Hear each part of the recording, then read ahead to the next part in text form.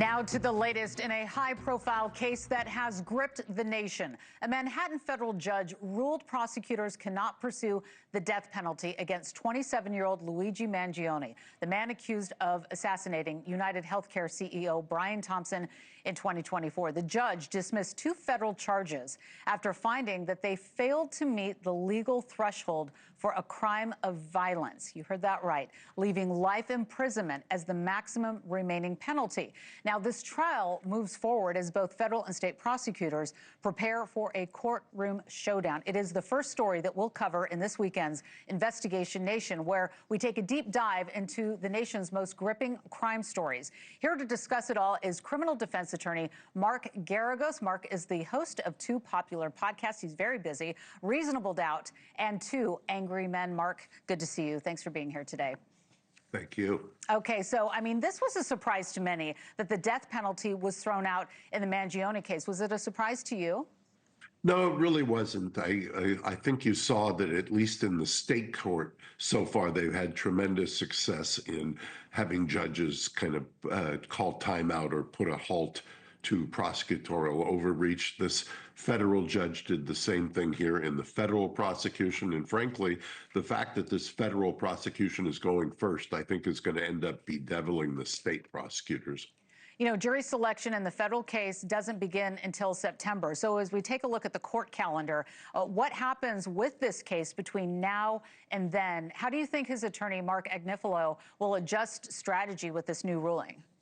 Well, Mark is actually currently in trial with with my daughter on the Alexander brothers. Karen Agnifilo and Jacob Kaplan, who you just showed, are going to be, I assume, right there shoulder to shoulder with Luigi. I think that that's a very ambitious and a very quick pace for a serious case like this in federal court.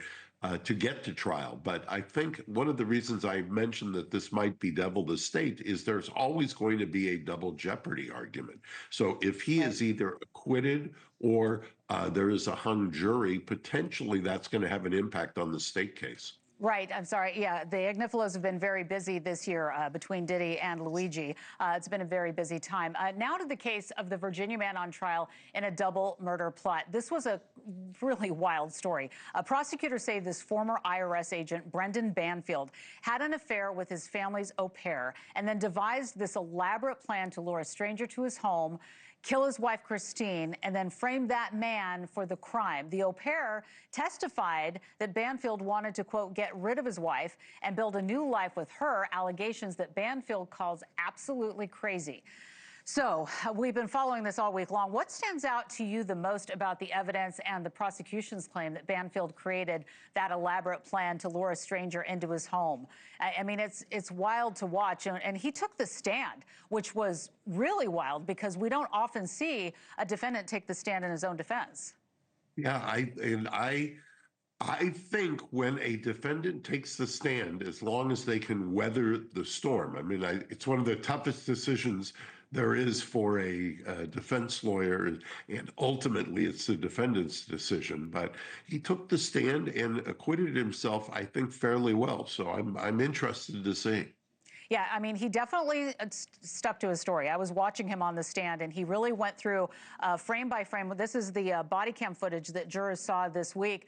First responders coming to the home where his wife was found stabbed and this intruder was shot. And we hear him all throughout. It's a 50-minute body cam video, and he really stuck to the story. And then the au pair's testimony that happened earlier in the trial and a plea deal, I mean, most certainly will help the prosecution, especially her statement that Banfield wanted to get rid of his wife in shaping the direction of the trial. How do you think the defense did on that front? I think the defense has done a better than workmanlike job in this case. I think they're in it. Thank you for watching. Subscribe below and download our NewsNation app right now on your phone, and you will get fact-based, unbiased news for all Americans.